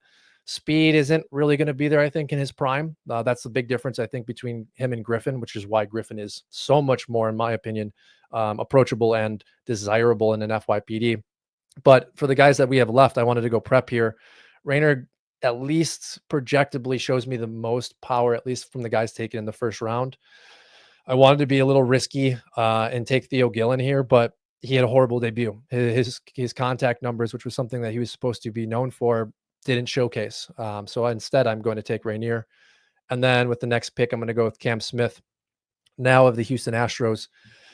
I just love the fact that he has the Crawford boxes. I think this is going to add 4 or 5, maybe 6 home runs a season for him. He's already a guy that is changing his swing. Had a really hard time with ground balls at Florida State. Also one of the younger prospects from the collegiate class. And again, had an incredible start, only to kind of tail off as he had his final promotion. So starting off with Rainier and then finishing with Cam Smith at 4-1. All right. Well, hey, y'all give me 1.5 seconds. I'm jumping in. I gotta just say that for the guy who just picked Bryce Rainer, you never sounded less excited about a guy. If you're like, but it goes into what Ross said. Like this prep class to me is not nearly as exciting as last year. But it also goes into what Ross said, is that the reason that I've talked to Ross deeper about this. He's pretty anti-collegiate. He's pretty pro-prep, and I get what he's coming at, because if you look at the superstars, a lot of them are prep guys, right? And so the superstars of the league, of course, yeah, there's like a higher risk there too. Bryce Rainer doesn't seem like he has that kind of high risk. He's someone who I wanted to dismiss because of this idea that it's like not the best prep class. Well, maybe it's not, but like he's the second best prep guy in the class. Like, so it's still like, pay attention here and pay attention to what Detroit's doing. I'm so in love with what the Tigers are doing lately. You know, what do they got? Every single podcast I list off all their prospects. I'm gonna try not to do it this time, but this guy's gonna be joining the list of them right now. Maybe McGonigal sticks at shortstop, but frankly, Rainer looks like he's such a good glove there. He could easily displace him, shove McGonigal to second. And I'm, the scouts are saying that Rainer is a Gold Glover at third base. Like, that's not small praise. And he gets the same thing. He gets the same treatment that any shortstop over 6'2" gets. He's Corey Seager. It's like, well, I don't know about that, but Comerica's not fun. But at the end of the day, like with that defense, with this hit tool, you look at the kid, he looks pretty skinny and he's 6'3", so it's like, that's projectable. This is everything you want to see. If Konnor Griffin wasn't in this draft class, we'd be a lot more excited about Rainer. And so I think you made a great pick there. It's actually me complimenting you in the most aggressive way possible. No, I think it's important. And Tim, talk about Rainer, because I didn't hype him up and he deserves it. I have Bryce Rainer ranked ahead of Konnor Griffin. Oh, okay. Okay, can we end this thing now? I gotta actually fly to Florida, punch him in the face. Tim, you gotta quiet doc here. Why do you have that ranking? I have to hear this. I made a better pick than Doc. Maybe. Yeah. I just think that Bryce Rainer has the higher floor. Konnor Griffin might have the higher upside, but I feel like there's just a lot of moving parts there. Bryce Rainer, as Doc mentioned, is a really smooth defender. He's got some nice power, nice little short swing. I like it. And I comped him actually to a lefty Carson Williams is my comp that I have for him. And I just think that he has a better shot of reaching the majors than Konnor Griffin, because I just like his swing better. I think that the defense is going to help carry him, and he just has a lot easier of a path than a guy like Konnor Griffin, who's a big dude who has really loud tools, but could have like some Spencer Jones type struggles as he's developing, being that type of bigger dude. So that's one of the reasons I like Rainer better, is because if I'm drafting high school guys, then I want someone who has a higher shot of like actually reaching the potential that they have. Yeah, very briefly before I don't want to go crazy here, but steam comes out of your ears. I will just say that Griffin, we think of these high risk, big toolsy guys, like Jones or O'Neal Cruz, which is kind of working out actually. But those guys are 6'7". Griffin is a little, like, it's funny in baseball, he's almost a little taller than you want at 6'4", but it's like, it's not crazy. He's not a giraffe. And he plays really, really good defense himself. I will say he plays shortstop, he plays center field. Like, at worst case scenario, he's like the toolsiest utility guy of all time. Like, he's going to be in the bigs, especially on the Pirates. But other than that, I agree with a lot of what you said. And there certainly is, I would still say there's a safer floor for Rainer. Ross, you liked the Cam Smith pick, I think. Correct me if I'm wrong. I wanted you to just jump in and kind of, explain maybe why or why not with Cam Smith. I like both of these picks actually, and I'm a little upset because you took my 2 picks, and I was like, I've got my next 2 figured out. A good chance of getting them, at least one. Rayner is a good solid pick as the next prep off the board from my perspective. A lot of projection. Anytime you're going with a prep guy, that's what you get, though. You get a lot of projection. Cam Smith, I really like as well. A really solid talent who had a good debut. You already touched on that, how he started out so strong, slowed down a little bit near the end, but I think both of those are really solid picks. You picked a high-rising collegiate talent, and you picked one of the best preps in the draft. So, well, thank you. Yeah, and this is, to me at least, and Tim, you're on the board next. This is where it gets really interesting because I think we've cleared some of the safer floor guys, at least within the first 15 picks. So, Tim, you're coming in here at 4-2. Who are you targeting? I was hoping for Cam Smith to fall to me. He had a really big debut, obviously, and then just him going to Houston is even better. That's just icing on the cake, right? All right. Power guy, Crawford boxes, perfect. There we go. So you stuck me here, but I'm going to go with Seaver King. He had a really nice debut, and I think that the Nationals, too, have done a very good job with their development lately. So that gives me more hope that they're going to be able to develop an electric type guy like King. So King's, stole 10 bags in only 20 games in A-ball in his debut here. So we get a nice little bit of speed here with Seaver King. Shortstop, maybe third base. I don't really know where they're going to play him. He might, with House, or I don't know if House is going to actually develop. Doc's best prospect. so I like King a lot. I like the speed. I like the hit tool. And at this point, you're kind of out of the guaranteed guys or the guys who have really shown something in the minors at this point, or shown something that in a larger sample size. So I just like King's electricity that he's going to bring. And this deep in the draft, that's what you want to go for. Go for some upside. What do you have for a comp? If I know that the industry hates to do the comps, but Seaver King is such an interesting profile, as you just mentioned. It's hard for me, at least, to really project who he could be similar to because of that, lack of foundational security at position. And then when you look at his profile, he showed some power at Wake Forest, but pro side didn't hit any home runs. Had the speed, had pretty good K to walk rate in his brief debut. Had a good average. What are you thinking about for maybe a professional comp on him? I want to be realistic here and kind of go with Andres Jimenez, but maybe more consistent is what I would kind of want to throw out there from a fantasy standpoint. Yeah, I like that. STS, again, small sample size. I really like the name they have on because I think it's probably the floor. Scott, the stat line has him comped out to Niger Morgan. If you can imagine a Niger Morgan infield, maybe a Niger Morgan prime. I know that Niger was more of a utility guy, more of a fourth outfielder during his time, but showed some amazing skills. And if that's the floor, think about the peak. You're talking about an above average skilled infielder. And I think, Doc, this is probably right into what you said earlier about Griffin, even though you were kind of joking, this could be the best utility player in the league at a floor. Ross, any thoughts? Not really. I think you guys nailed it. I mean, it's a good pick right here. Slot value is excellent, so he's the right guy to go with. You are on the clock for our 4-3. Is that right? Okay. Or is it back to me? I think I'm up. I don't know. Okay, so I'm going to go with somebody that is a bit of an above slot pick, which is not something you typically want to do. But I'm going PJ Morlando, and Ooh.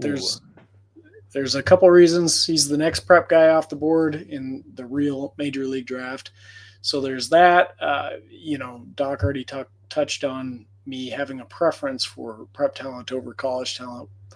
If there's a question of who I should go with, I want to give a shout out to ex-pal Blake Meringue, who is constantly reminding me that PJ Morlando is the number one prospect in the world. So, hey, I'm going with it. There's a lot of projection here, but really, really talented player, possibly talented player. projectable frame, pretty solid in the outfield, pretty good all around. We'll see how it translates to minor league ball skills. One thing to note here is he got a total of 1 plate appearances last season. He was 0 for 1, so we don't know much. Well, now, and correct me if I'm wrong, but he was number 1 prep in contention in 2022, 2023 for this class. Is that correct? And he had lost a little steam? He won the prep home run derby when they do the home run derby, which is always like a big thing that gets people's attention. He did. The reason he only had 1 at bat is he got hurt. He had like a back injury, so that is something to watch out for. Lumbar stress reaction, which back injuries are always kind of scary for hitters because there's a lot of rotation in hitting, and we see a lot of those back injuries kind of creep back in over the career. So hopefully it's just something that goes away. Like, I feel like if this doesn't pop back up again for another year or two, like, it's probably just like, okay, whatever, because it didn't matter. But like, if we see like he misses some time, I would just keep an eye. Like, if you see that he's on the minor league injury list for some reason, just check to make sure it's not the back, because if we see repeat back injuries, that's probably not good for him. Doc, those are your favorite players. You love the back injury guys. Gosh, I don't even want to talk about a back injury right now. I slipped a disc just like the other day. If you see me moving around a lot this podcast, I'm probably always doing that because I have mental issues or something. But this is specifically because I'm trying to get my back right. And I also like to draft guys like Kerry Carpenter. I like to get guys like, who's the other guy? I don't know. Nolan Jones, I was big on coming into this year. Hey, by the way, I'm buying Nolan Jones again, even though I can't stop myself. You have to throw Evan Carter in there. You can't. Evan Carter. There you go. And it's a serious thing, man. When you get a back injury, it messes you up. So unfortunately, I will admit that there's serious risk. And when I tell people ask me about Evan Carter, I say the sky is the limit. As a 20-year-old, he basically fueled a team to a World Series that hadn't won since 1970. Or sorry, they never won. But yeah, they never won. And then since being a team, but I gotta say, like, I don't know, a back injury could derail everything he could be. So it's like the weirdest thing to talk about. Yeah, but still a good pick, Ross. Like, I think kind of what Tim said, this could just be a one-off, right? And they're young. We know we're not young anymore. And when we were young, you have the opportunity to bounce back quicker. This isn't a Christian Yelich situation, or I think even an Evan Carter situation where Evan Carter is is the sad story. And we're still hoping he can bounce back and still give us a return to form being a younger guy. Morlando, hopefully it is just a one-off here. Doc, you have the next 2 picks as we have 5 picks remaining.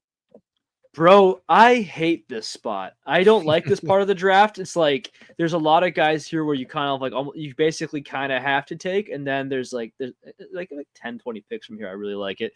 You know what I'm going to do first because I'm more I guess I like this guy more, and I want a pitcher here, and it makes sense for the spot. I am going to take Ken Caminiti. Yep. And maybe there's another pitcher here. I'm just going to say Trey Savage, higher on a lot of boards. Not really liking what the Blue Jays have done with their pitching prospects. It just hasn't worked out a lot lately. Then we talk about the Braves. Sucks that Waldschmidt got hurt, but I'm not going to go ahead and expect them all to. I really just like Caminiti at being an 18-year-old. You can get some discounts on these prep kids, especially the prep pitchers, because there is a long road ahead of them. So that's a part of the risk. But he's 18, 4-pitch mix. He's already reaching 98. This was more of a discount, but Travis Sikora last year, I'm like, why does nobody care that this gigantic guy out of Texas is whipping 100 miles an hour on his fastball already and has the body to keep doing it? Caminiti is getting more attention, in part because it's not a super pitcher heavy draft, especially at the top. I think there's some fun options later on with upside, but Caminiti's got the bloodlines too. I believe his cousin of Ken Caminiti. It's being a much older cousin. I believe Ken Caminiti he was a Hall of Famer. He's really good. And so it looks like that Cam actually played center field as well. So this is like an athletic guy. So he's a guy he's got the pitches, he's got the pitch mix, he's got the bloodlines, he's in the organization. I mean, if you're taking come on, this is my guy. I'm taking him. Does anyone have any thoughts on Ken Caminiti while I dread picking the next guy? Age is huge for me here. I mean, the kid reclassified. He was 17 years old when he was drafted. He's got an August birthday. For the majority of this season, he'll be age 18. Great organization. The only thing, and you said it, like I'm a little superstitious. Owen Murphy, J.R. Ritchie, two guys with great stuff. Both, prep arms did have to have Tommy John. Bad luck, right? I'm not going to chalk it up to organization. These kids are young. Great stuff usually leads to injury at times. But Caminiti, fantastic pick here. I think he has a lot of upside, and I definitely agree. I think he has way more upside than Trey Savage. The floor, though, would probably go to Savage for me. I would have actually picked another prep pitcher first, but I don't want to give anyone's pick away. So I think I know who you're going to snipe me on next. Doc, do you want to go next, or Ross? Any thoughts on Caminiti? Real quick, I'll share some thoughts. I think it's a good pick here. Maybe something I would have done as well, but his stock dropped a little bit. So it's one over the years through going through high school, it dropped a little bit. So there's a bit of a concern there, but not dramatic. All right, Doc, what do you got? All right, gosh, there's like a it says overused word these days. It's a glob. It's a glob, and there's one. What does everyone want? Does everyone want the safe one? Everyone want the risky one? The guy who I had higher, I'll just say it. I'll say I had Ryan Waldschmidt higher. And I hope one of y'all picked the guy I wanted to talk about. But try to be honest. Like I said, Ryan Waldschmidt, he fell so hard in one of our drafts, Matt. That really threw me through a loop. He fell into the deep second round of a 30-man FYPD. I couldn't understand. I actually do understand what it is, because look what I'm doing right now. There's two things. On one hand, I see a guy named Schmidt, last name ends with Schmidt, in Arizona, and I'm like, it's Goldschmidt again, But on the other hand, I think they have a lot of mid outfielders, and so is this another mid outfielder, right? And so we're seeing, is the power going to quite be there? It looks like he's going to be a really solid guy for OBP leagues. He's bigger than these other guys. He's 6'2". He's got a decent frame on him. It doesn't strike me exactly like some of these other guys they have there. But then again, Jake McCarthy's a big guy, and he's not really flashing the power either. So it's a pick I don't necessarily love here, but I think you got to take Ryan Waldschmidt in this region. He just is a polished college bat. It's going to play. Arizona's on the rise.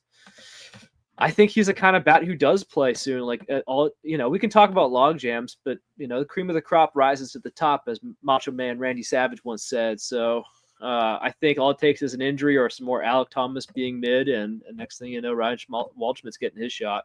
Gosh, I hated making that pick so much. I would never make that pick. I don't think. This was the last pick of your draft too, right? I hate it so much. But all my other picks were amazing, so I had to help you guys out. What do you guys think of Waldschmidt from Arizona? He's got really good plate skills, and he's got some pop in there. So I don't know, just kind of offhand, he kind of reminds me of like Kyle Manzardo a little bit coming up. So we might have he might be the next Manzalorian coming up here. So, Ross, any thoughts? Oh, I love that comp. I can't focus on it too much because my pick's next, I think. Right? Yep. Yeah. So good pick, good solid pick. Well, who are you lined up here to take in 5-2?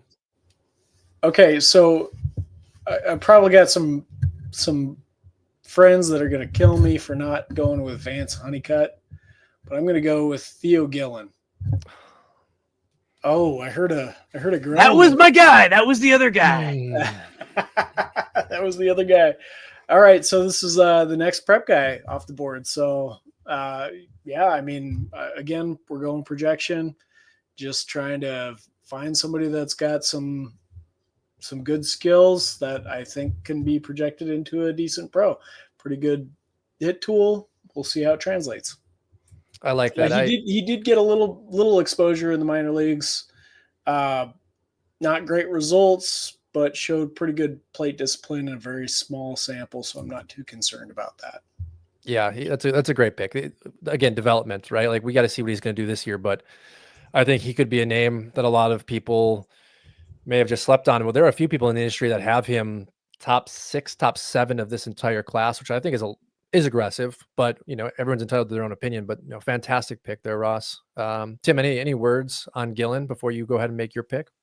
Yeah, talk about upside. He's super electric, and then he's in the Rays organization. So, they're going to develop him, and he'll come up when he's 26, and then they'll trade him when he's 29. But I don't know. We in organization comp, Josh Lowe, I guess, kind of like he just really toolsy dude. Let's see how he develops though, because he's super raw. I like it. Yep. All right, Tim, you are on the board for the second to last pick. All right. This one's kind of a cheat one. Because Welsh is obsessed with this guy and saw him live a bunch. Brillian Payne. Wow. Who I'm going with. So I had Gillen ranked higher, like right after the draft. And then towards the end of the season, it's like because he only came up at the very end of the minor league season. And Welsh told me, he's like, I'm going to go see him and catch him live. And he came back raving to me about Brillian Payne. And this dude only played 4 games. In the 4 games, he had 4 steals too. So that's fun. And he had over 400, but 4 game sample size. But he told me that he was hitting the crap out of the ball. Super impressive. Like one of the more impressive younger guys that he saw at the very end of the season. And so he's getting a live look on this guy. And I trust him podcasting with him and stuff. So I'm going to go with Welsh's dude here, Brillian Payne, because now this is one of my guys that is like really like clicking for me. I want to see, how he does when we get more than a 4 game sample size. Yeah. So Tim, we didn't get a chance to talk about this, but I'm a by heart Brewer fan, and we as like a fan base didn't love the pick when they made it. We saw the interview, saw like his personal intangibles, kind of fell in love with the kid. And then after his pro debut, we started to see some skills that through development, maybe a change in launch angle, could be a plus defender with plus hits tools, right? Like the big problem right now is the power and the ground ball rate. But if I'm correct, he was also one of those kids that falls into my age bucket, young for the level, young for the draft class, in an organization that just continues to leverage their development where their money, can't talk. And I think it's a fantastic pick because he could turn into a star. He could also turn into a 4th outfielder. But talking about age too, since you've been going into the age, he was 17 and played at A-ball last year at the age of 17. So he's going to be 18 for this whole season. So you're basically getting like a free year that you would on like some of these other high school guys. So just consider that. Like that's something that you need to consider if you're in a keep forever league. Like that's just 1 extra year for you. He's going to be coming up early. When you have guys like that and they pop, they'll come up at 20, 21. They're not going to be coming up at 23. So you think about it. I think we're, Wander Franco, granted that all kind of went sideways, but when he was coming up, that's the kind of stuff he was doing. And that's what made him so unique and special. Yeah, he's a fantastic profile to watch, and a kid that was taken under slot so that Milwaukee could leverage its budget to go after some of the high school arms. One that didn't sign and is going to Wake Forest, and then one that did sign in Message. So I love that pick. Doc, anything that you want to talk about with Payne? No, I didn't know he was that young, so I'm going to start paying more attention to him. No, we're not like doing 2 startup drafts. Just completely forget about the name. Don't worry about him. All right, I have the last pick before we wrap it up today. And I'm curious, Tim, if this was the player that you were referencing. I've kind of bounced back and forth between Ryan Sloan and Bulkholder for the Phillies organization. Both prep guys, good upside. I'm going to go with Sloan, who, if I'm correct, is out of the Seattle Mariners organization. Do I have that right? Yep. Love the development track that he's on with the organization. He fell in, huge body, 6'5", has some weight on him already.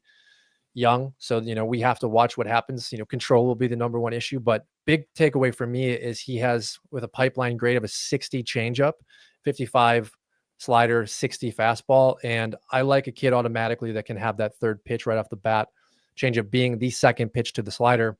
I'm going to expect that slider to develop. The organization has done a pretty good job with their guys amplifying either the sweeper or the slider. I think 3+ pitches by the time he hits the major leagues. We're talking about maybe a number 3 starter, maybe even a number 2 starter. And then with the rest of the prep pitchers, I think he has the most upside. Yeah, that's the guy that I was talking about, Ryan Sloan. I really like the stuff a lot better. And I think that the main thing when you have guys this young and they're coming up is I want a starter who can command the ball, because you can get guys who can throw 97 or whatever, but can they actually locate those pitches? I think Sloan can actually locate his pitches, and I like his mechanics a little bit better than Caminiti's, which is why I liked him a little bit more, just a little bit more, not a lot more, Doc. But I like Sloan a lot. Mariners are, if you think the Braves are a good organization for development, then look again at Seattle. Well, Listen, and we man, talked about this. I just want to say that this is not Connor Griffin. You don't have to worry about your life being in jeopardy or anything. We talked about this just a couple days ago with Eric Cross, though, and it was something that I don't think I've really given credit for. And I want you to chime in on this, Doc and Ross. We discount sometimes the cold weather guys because of a lack of competition that they may play with. I especially think about that around the kids that I grew up in Wisconsin, right? We talk about Gavin Lux, Jared Kelnick. This year it's going to be JD Dix coming out of Whitefish Bay. My thought always is, A, they were playing against guys like me. That doesn't bode well for you. B, it's colder than all hell 4 or 5 months out of the season. What kind of competition are you really doing? Well, Sloan's coming out of Illinois. With my logic, that would say, hey, he's not as valuable. But Cross, and you shared that opinion, Doc, it was, well, they have an up and a leg up on guys that played in Florida, Texas, as well as California, because they've had to produce in states that are colder weathers. So if they land in a Cleveland, if they land in a Seattle or a Milwaukee, they already know how to play within those weather elements. I thought that was a fantastic take on it that I haven't put into my equation before. So just wanted to turn that back over to you guys and share your thoughts on that idea. The other thing is most of those guys are on travel teams anyway. So if you're that good and you want to play baseball all year, you're going to be on a travel team and you're going to do it. You'll make it happen. So I think that they play as much as they want to. And if someone doesn't do that, you can't hold it against them, because you get guys who are really good at basketball too, or really good at football, and they're like 4-star athletes or whatever in multiple sports. So you can't hold it against someone who doesn't play baseball all year. But the opportunity is there wherever you grow up in. But I kind of dig that too, that, hey, they're not going to have this transition thing that you see from a lot of the dudes from my area in Miami, where they can't play in the cold and they suck for the first month of the season every year. So I agree. I think that's just something that's built in to your core. I've lived in Florida for 15 years and I'm still perfectly fine in colder weather where other people are crying, even though I can't find my pants. Yeah, I mean, it's an interesting one. I don't know if I have a good answer. I can tell you about my experiences growing up in cold, small town areas. And I mean, you only play baseball for a few months a year. That's really all you got. Of course, those with initiative are going to figure out a way around it. They're going to play indoors. They're going to train. They're going to find people and atmospheres or whatever that are going to help them get there. So I think talent always manages to find a way. That said, it's not naturally just built in there either. So you have to seek it out. And so that probably does limit the pool to some extent. But if you figure it out, you might have some advantages, as you were saying. Doc, anything to wrap that concept? Well, I mean, there's just so many ways to look at it. There's some people will say, oh, well, yeah, you got to go eventually just move to a warmer climate if you're really serious about baseball. And so then we were talking on the other podcast about, well, what's the competition like in Michigan? Is it just a bunch of scrubs? And no offense, guys. I mean, I'm a church league softball champion, but other than that, I'm probably a scrub. But yeah, so it's there's that side of things, but there's also they do still use it in scout talk. They say cold weather arm. And frankly, that could be an upside too. If you're not throwing all year round, I've heard people talk about this. If you're not throwing all year round as a kid, is that actually better for you? And we're starting to see studies saying maybe yes. Thomas White hype. That's a Thomas White comment. And so Massachusetts boy. So anyway, yeah, there's so many ways to look at these things, but that's a good pick.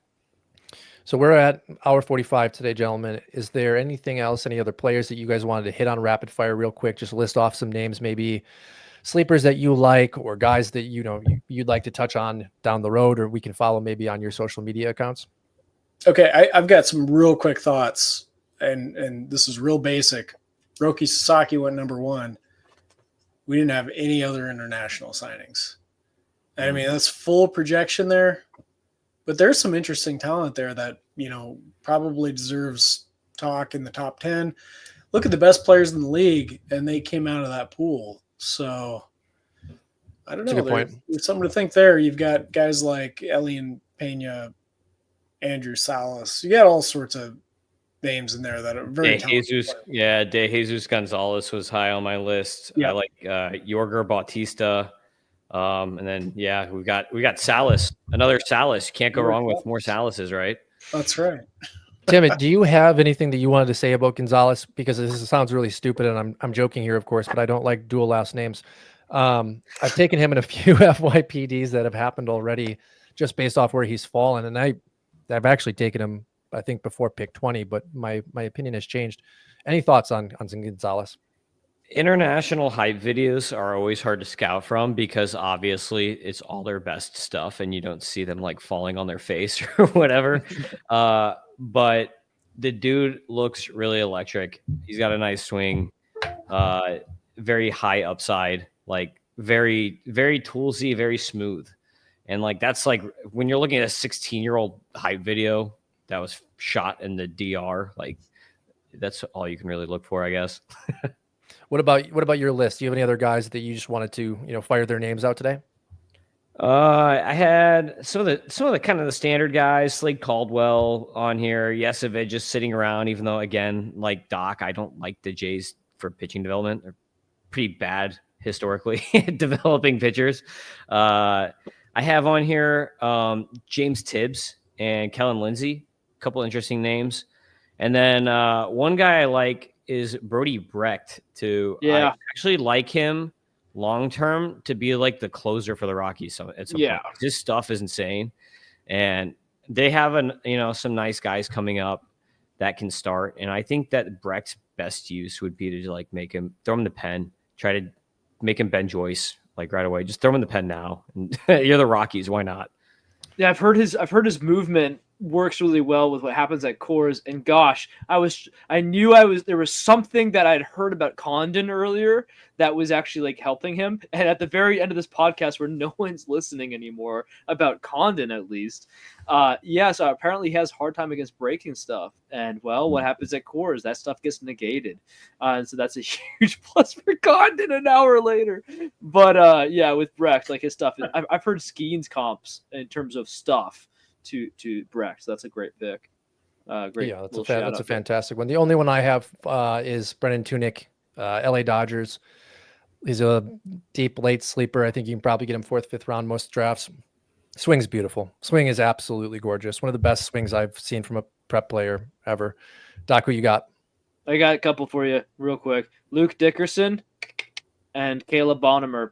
That's the couple of this. I just look to see what teams are spending on prep guys over slot, whereas Seaver King, I didn't really give you credit. We breezed past it, but Seaver King you kind of went the other way with it, which I like, which like he still got paid a lot of money, by the way, but it wasn't under slot, so people kind of forget about him. He wasn't really a top 10 guy. Whereas, and so I'm looking for these other guys who are like Luke Dickerson. Okay, what's he about? Well, he literally looks like he physically looks like Mike Trout. And then you look at his numbers and his underlying metrics, it's like very exciting. Caleb Bonham is like the discount. He's the Michigan guy we started talking about. And he got brought into the White Sox organization. Good luck, but this could be a Colson Montgomery for better or for worse. And then if you want it, let's just throw in Chris Cortez, and Tyson Neighbors, electric relief pitchers who could be impacting the league this year. And I will say Callan Moss. This guy was picked up from, this is like, he's going to be in your FYPDs, but he's like 6'3", 30 or something stupid out of the Appalachian League. He's still only 20 years old, Kansas City Royals. Don't forget about him. First base. He's a good name. He was a guy that you and I came across when we were doing the STS model for top 10 first baseman.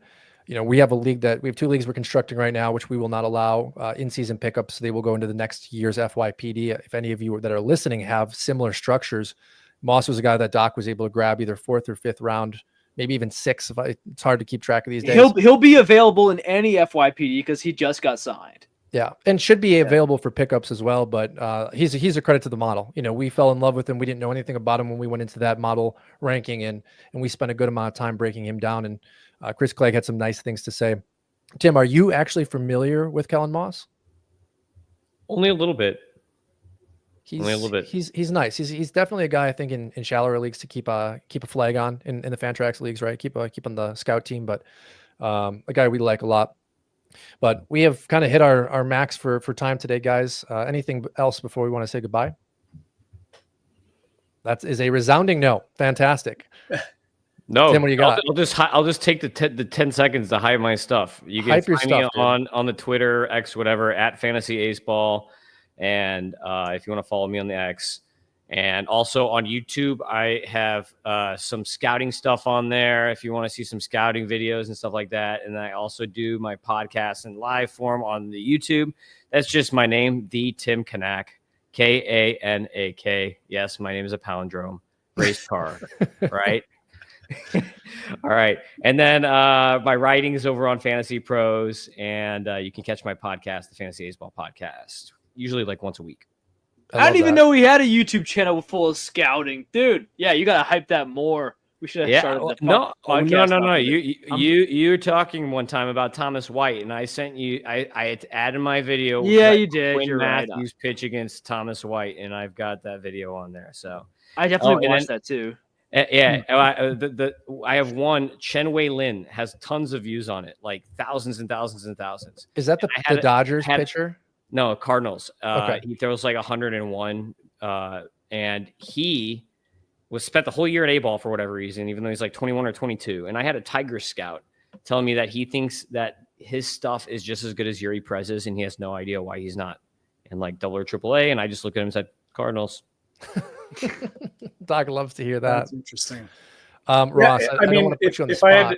If I can drop one thing, I'd say if you want to get a leg up on all of your league mates, follow everybody in this little quadrant here. That's the way you're going to get there. You're so kind. Doc and Tim definitely are able to advocate more on social media for some of these young players.